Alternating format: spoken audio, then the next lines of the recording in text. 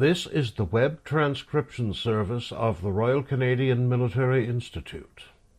On April the 25th, at our annual Member and Son Night for 2019, we were addressed by Lieutenant Colonel Steve MacBeth, three-time veteran of Afghanistan. Good evening.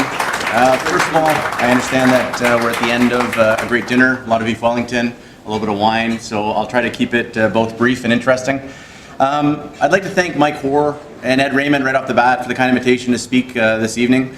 To the group of the members, our honored guests, I was surprised to receive the invitation. I just returned from Latvia and received a phone call in mid-January, and so like any Army officer, time on recce is seldom wasted, and so I wanted to understand what I was getting myself into.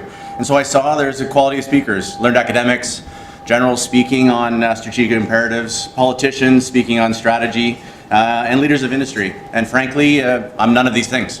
What I'll give you tonight, though, is perhaps my lessons on leadership as both an officer and a father. So I did recognize it's a father and son evening, and so I'll try to draw on those themes to be able to talk through our lessons in leadership and not give you another night of PowerPoint presentations, structures and processes, as maybe sometimes comes with the Army. I was happy to have the invitation extended to Alexander, who was able to join me tonight.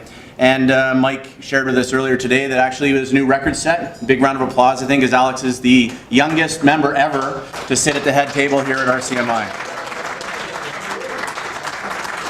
But no one in the MacBeth household's a freeloader, so Alex will have to pull the oar and help his dad out at the front. And he's just run the gauntlet, as everyone knows, of elementary school public speaking, which is, and he's now become merciless with me on my ums and ahs. And so he'll invariably keep count and let me know clearly where I can improve, and I'm sure I'll receive feedback in a timely manner. And it's, I think that it's appropriate to explore both the idea of fathers and sons. See, one, you can keep going and we'll get at the end how many there are. Two, and the tension that exists between being a father and being a warrior. And I think it's a tension that whether you're a business leader, you're a politician, you serve in any number of roles in any level of our society, that tension between being a father and being working inside of your organization is probably something that creates a tension of what is the right thing to do and when. And so it's incredibly personal, the discussion of command and the discussion of fatherhood. And trying to do a talk on that is really rife with pitfalls. And having seen a number of these, I know there's a danger of coming off as self-important, and there's a danger of becoming lectury. So I'll caveat this with the full knowledge that I don't have any of the answers. I've done maybe both okay. I hope Alex can give me that at the end also. But maybe some of the pieces I'll speak to are considerations that I found useful. And as a minimum, I promise that if I can't make this memorable for you, I'll endeavor to keep it as short as possible, and so that we can get to the bar afterwards where maybe a more appropriate conversation can go on. So being a commander and a father entwined in both military writing, our leadership manuals, and tradition. In the Army, we have a couple of roles. We have a commander and we have a sergeant major. And often these two roles are thought of as a sergeant major as the mother, sorry Sergeant Major Jones, and not sorry because the mother's an important role, and the commander is the father. And it's an important part because the representative of the men, of the soldiers, is that sergeant major, and that's the conversation with what should be, or at times is the disciplinarian and the mission first, mission always role of the officer. And so maybe today on Anzac Day, it's appropriate to kind of look at a Maori tradition, the tradition of Toa. And here's an ancient society where they had recognized that tension as a seagoing peoples of the tension between warrior and soldier. And they saw that to be in the role of a successful father, they treasured this so much that on many of you, if you notice their long sleeves of tattoos, they have the seahorse. And the seahorse is there because it's the only animal that carries the now fertilized eggs throughout the pregnancy prior to young seahorses going on. And so this society valued it, but also valued being a warrior. And that meant being away, because they're an island people. They'd have to travel far over the ocean, and they'd have to go far to defend, to extend properties, to forage for food, and they'd have to be away at the time. And so those elements that make you a successful warrior don't necessarily make you a successful father. And so the tension between the benefits and the role may limit the success as a parent. And so it seems accurate, again, whether you're in the military or not, perhaps there's some pieces today that we can talk about that all of us, in whatever roles we're in, we're kind of tasked to guide, to coach, and at times to discipline. And there's another aspect that becomes apparent as you move through the space for those that are subordinate to you. And this is really the vantage point that I'm interested in. I've learned now, after 24 years, far more from my children and from my subordinates than I've probably given to them. And so the lessons that I was asked to kind of give tonight will be given from that vantage point of that cross-section of my soldiers and my children and what they were able to give to me in times in peace and in combat. So, first and foremost, what's the first lesson as we start off? I would say it's the ability to maintain a humble mindset. Often relates to my junior officers in terms of go find your broom. Regardless of how important you are at work, when you get home, the relative decisions you need to make, children will invariably keep you humble. When you get home, it is demanded that you assist and lead in most of the mundane chores. If not, because they need to get done, then as a minimum, so that work can be learned. This lesson was learned for me when I was a private in 2 PPCLI, a mechanized battalion out of Winnipeg. I started my career as a soldier. And it fights, lives, and survives out of its vehicles. At this juncture, the vehicle was the M113, already close to 40 years old and dating me as a young soldier at this point in time. Drivers were responsible to keep these beasts running, change the oil, fix the tracks, do the maintain, and sweep the bay. At the end of the day, the sergeant major would be around to make sure each of these things were done because you were responsible to make sure that you could fight, live, and survive out of these vehicles. As my first course as a soldier in the Army, this was my task as a driver, and frankly, I wasn't happy about it. I was pretty sure that I was supposed to be jumping out of helicopters and doing awesome stuff and being amazing, and all of a sudden I was relegated to this kind of backwater of being a driver. And so at this juncture in my early career, I met a guy named Corporal Bill Murray. Corporal Bill Murray was a veteran of 18 years in the Canadian Army and short on patience with young privates. He had a chest of UN medals, and he was pretty sure that if there's a young private that had all the answers, he was pretty sure that he could sort us through and understand what we had to do. But he gave me probably the most key piece of information that I would learn and then use for the rest of my career. So one day I was tasked with to go to maintenance, and I had to drive across. This takes two people, the driver, myself, and then the crew commander, Corporal Murray. And as we're going across, I'm filling his earphones with all my kind of complaints of what I wanted to do and how amazing it was going to be and why was I relegated to being a driver. And finally he'd had enough. And so when we stopped, he got out. Corporal Murray came around the track and asked me to come down, and we looked at the vehicle. And he said, listen, Steve, military's going to trust you with complex things, but only after you prove yourself that you can do the simple things well. And then whether that be maintaining the vehicle or pushing the broom to clean the bays at the end of the day, if you want to do well in the Army and you're in doubt of what you need to do, pick up a broom and do something useful. This led me to realize, in fact, as my first lesson, that I didn't need to know everything, and in fact, I didn't know everything. And this is a huge strength, and something that both soldiers and children will quickly remind you of at any time. So moving on past 2 PPCLI, I was given more responsibility because I pushed the broom. I was trusted with both basic things and maybe some more advanced things. I deployed to Bosnia, and then was selected to go to RMC under the deployment program for UTP-NCM. I found myself in short order as an officer in 1 RCR, and I thought it was kind of interesting. Mark Twain once said, "Don't let your schooling get in the way of your education." And this was very appropriate for our time as a junior officer, because there's a great danger with second lieutenants. And Sergeant Major Anthony Jones can tell you in the bar afterwards, as he was a sergeant of mine, with second lieutenants feeling that they needed to know everything, and how are they going to go about it. And same thing with new fathers. Well, they have to be right, and they have to understand what's going on, and they have to move through. And this is probably one of the key examples where I learned that you don't need to know everything, and it's important to be able to ask questions and how to take suggestions. And this lesson was taught to me by my sergeants in Kabul during my first tour in Afghanistan. And so Canada was going through a transition at the time. We were basically holding a line in Kabul while Canada decided whether or not to transition down to Kandahar, where the combat was. During the time on our tour, this was the decision. We're going to move from Kabul down to Kandahar. And so someone had to move the kit and the equipment. This was a massive task. And so Canada was unprepared at the time, I would say, and I don't think that's, and we were new to this game. And so we'd leave the carefully organized area of NATO mission inside Kabul, and we'd make the 400-kilometer trek down to Kandahar. This was wrought with danger at the time. The Americans were doing offensive action up and down the highway. There had been 40 IEDs 24 hours prior, over 400 kilometers. And it's something that we weren't really necessarily comfortable with, and nor do we want to do. But as a young officer, you've got a couple choices. You can just make all the decisions and tell people what to do, or you can bring the team in and you can ask. And this is where it got interesting. We had a new piece of equipment called an ECM, electronic countermeasures. And at the time, the enemy was using a certain capability with a cell phone to be able to set off IEDs. And we didn't know what to do with this ECM. It was all top secret, and so we didn't know where to put the bubble. We didn't know how to do these things.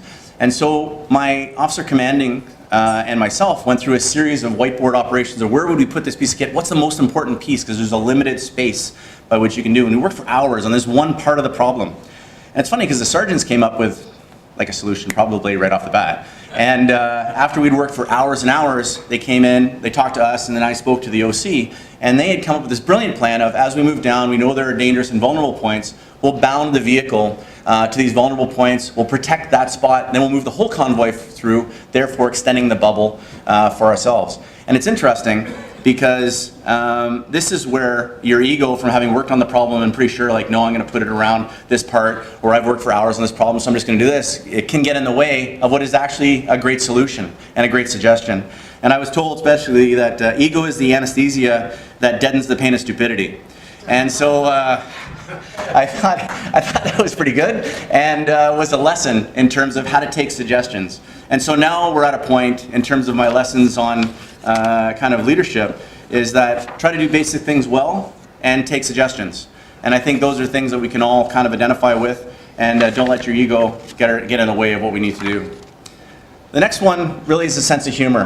And in any organization, particularly organizations that do serious business around the world or have serious choices to make inside civilian society, that no parent or leader of any kind think they can maintain sanity without a sense of humor. It's a coping mechanism.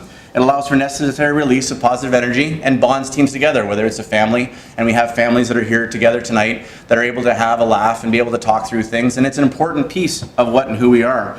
And there are people that take our business very seriously and lose that sense of humor, and I think that's probably one of the things that could happen to leaders, and something I found was necessary.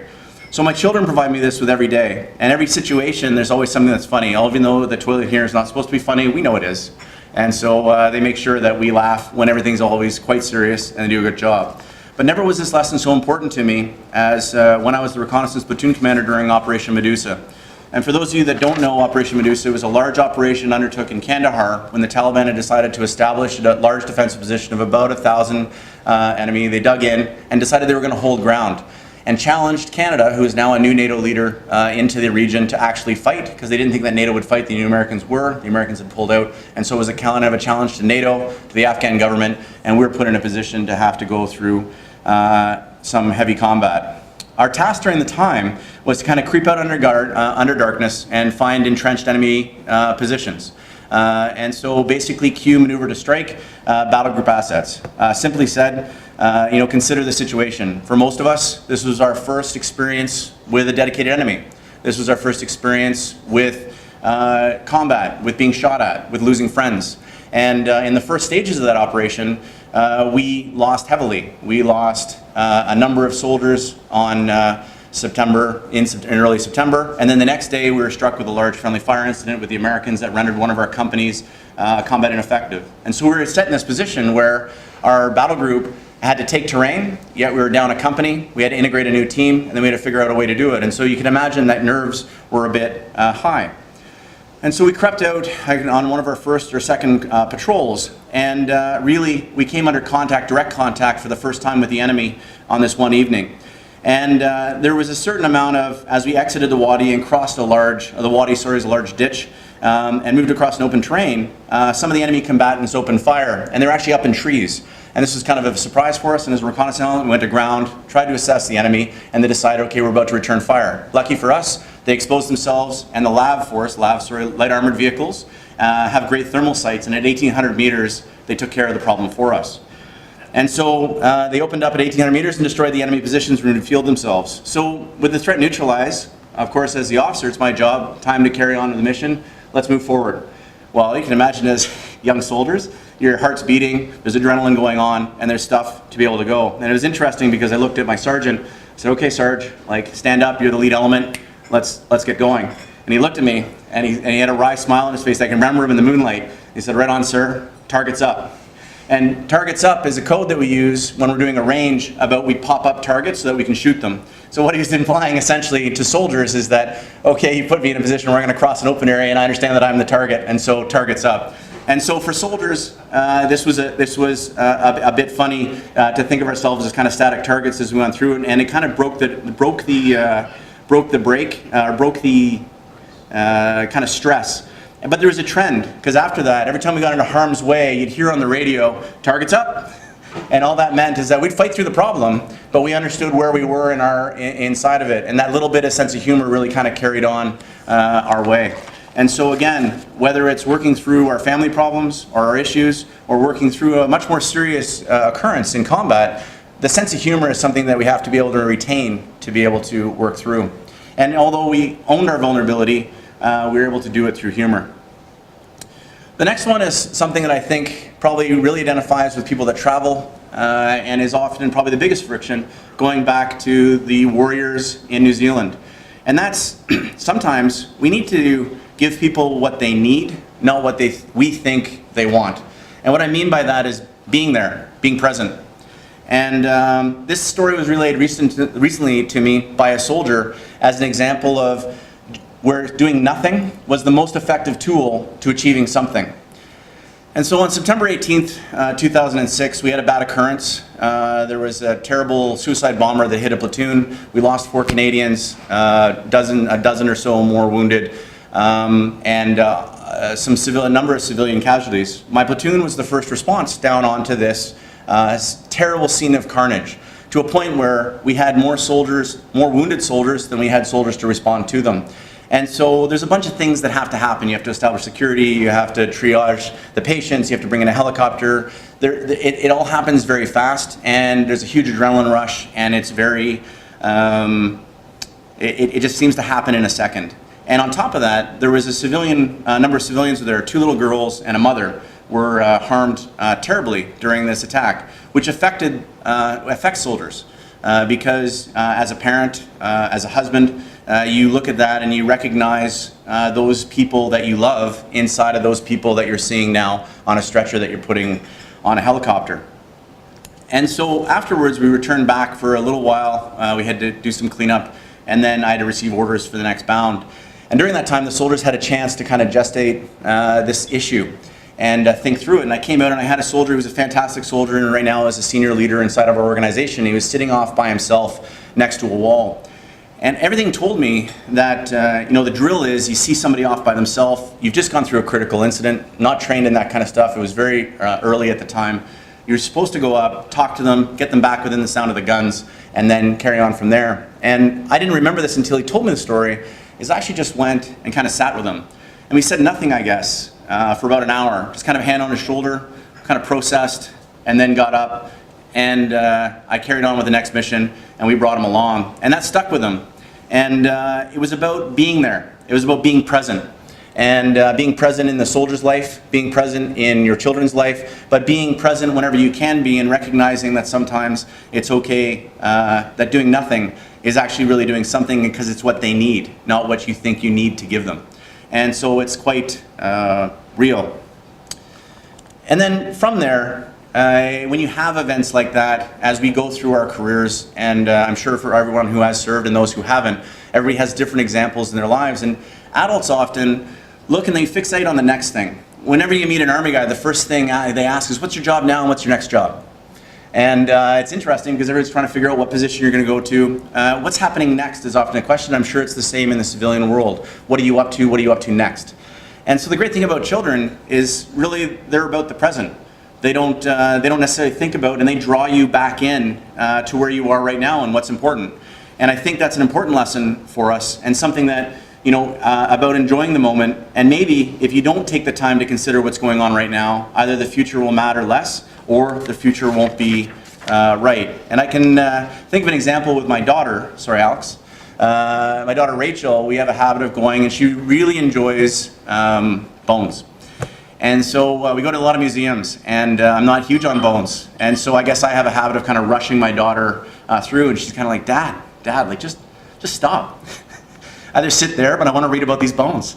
I'm like, okay, this is what we're going to do. And she's like, no, you know, Dad, like I get it. Your job is about the big picture, but sometimes you have to realize like details matter. You have to think about that. And it's interesting for me because there have been times in my career where details have really mattered, and had I not paid attention to the moment, then we could have had disastrous results. And again, as a bit of a human story to highlight this, on my third tour in Afghanistan, I got in, and sorry for the intelligence guys in the room, but we rarely got any information of what was going on around us. It all seemed to go up, but we never really came out. And so we didn't really understand trends. We frankly meandered around the country quite a bit. It's all improved, it's amazing now. And, but at the time, we were learning about these things. But I walked past the door, and on this door had like IEDs, and when they were most hit, VBIEDs when they get hit the most. And it was Wednesday mornings. And interestingly, I was back for a different task, and it was Wednesday morning. And I had told my soldiers, okay, we're back in, this is what we're gonna do, and then we'll be back out at 9 o'clock because that's how I rolled. We were back in as limited time, and then we're back out again. And so I came back and it said the worst time for VBIEDs on Highway 1 is between 9 in the morning and 1 in the afternoon. And I was like, oh, well, that's interesting detail. Maybe I should consider that. And so I made the snap of the decision, like, we're not gonna go out until 1400. And so what that led to, interestingly, is the convoy that left just before us were a bunch of logisticians and tank haulers and stuff like that. And actually they both got hit. They got hit hard, but they were okay because they're in large vehicles.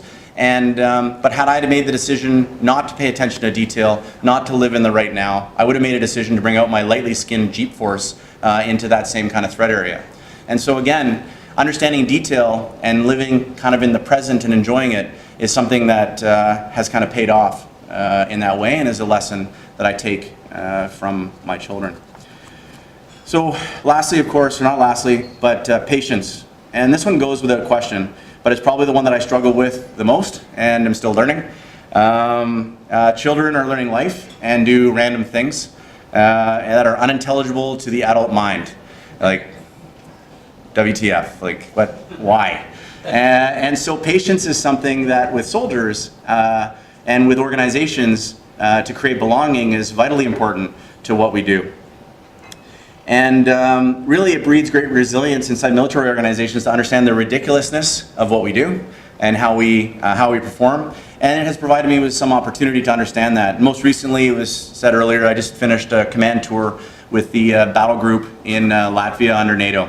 And NATO is a fantastic organization that I've served on 6 operations with. But what I would say is we're trying something new. And it was an opportunity for patience. We took 9 nations, 9 languages, 9 cultures, and all pushed them together at the tactical level that NATO wasn't necessarily designed for. And we all agreed to play a game. Which game? It's another question. The Canadians were playing ice hockey, obviously. Spanish and Italians like soccer, and the Poles like volleyball. And so we all wanted to score a goal, but we all wanted to do it differently. And so in a military context, really, this was all about being on the same field, but playing different games simultaneously. And it took a lot of patience because we're all professionals. We all expect perfection, and NATO has told us that we can perform perfectly together. And we've been years away from kind of big green operations where we did large-scale maneuver. And we'd all been in Iraq, we'd all been in Afghanistan, we'd all been in Africa. But now it was time to go back to our bread and butter of what we did, which was large-scale deterrence against our neighbor to the east. And so, I'll overlay on this, every small contingent, and the smallest one was about a section level, had a national contingent attached with a colonel, attached with a country that cared what that contingent was doing. That raised, obviously it was a bit of a recipe that demanded patience on all sides. And so, the reason that Canada has been successful inside of this organization is that learned skill of patience, and had great success inside this environment. And so although if you think about each country as having their own weapon, let's say Canada has the Tomahawk, the Toledo blade, the fine steel of the Toledo blade from Spain, the Poles have a great spear. None of these weapons were designed to work together. They all get trained their own way, they're all supposed to do it. And you can either have a toolbox of useless tools, or you can have the most agile fighting force in the world. And I think just due to patience and doing willingness to solve problems, as a Canadian and as the other commanders that went before me and are presently serving in Latvia, this is why we're seeing success based off of patience, and it's probably one of my largest lessons learned and required as both a parent and an officer. And finally, optimism. Don't quit. The job of a parent as a commander is one of an eternal optimist. At times, probably annoyingly so. It's all going to be better. It's all going to go okay. We're going to work it out. We'll figure this out. And that's what your job is. But the last story is one of my soldiers who has exhibited this in the most amazing way, and he doesn't have a small following. And so it's not really my story to tell in terms of his success with being an optimist, but it's my story to reflect on as someone that has kind of worked through and watched him succeed where others would fail. On the night of January 10th, 2007, our platoon went out to patrol onto an objective area held by the Taliban. They had created a defensive field of improvised explosive devices and had set up deliberate defensive positions. As we were patrolling, I had a soldier who stepped on an IED and lost both legs. Interestingly, we were able to save his life. He had huge strength, and we were able to get him medevac, get him on, and then get him on to recovery.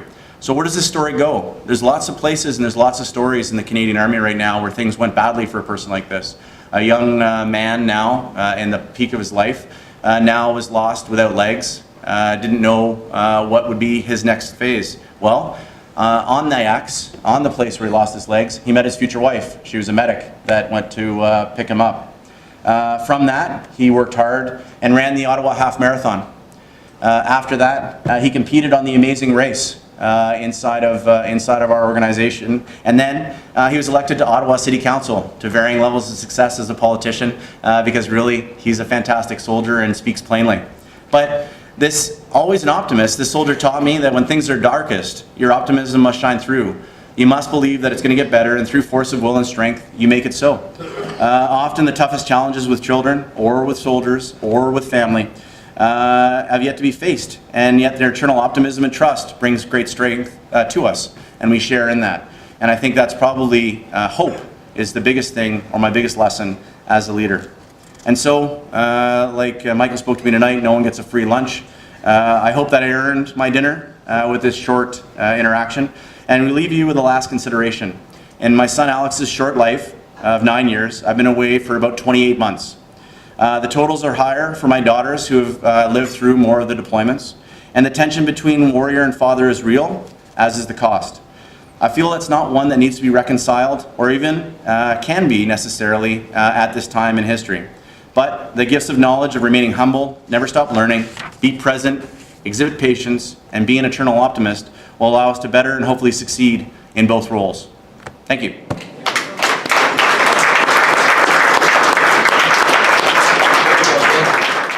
This has been another in our series of webcasts produced by the Royal Canadian Military Institute in Toronto as a public educational service. You can find news of upcoming events and links to our webcast archives at www.rcmi.org. On behalf of the RCMI, this is Eric Morse saying goodbye for now, and thank you for joining us.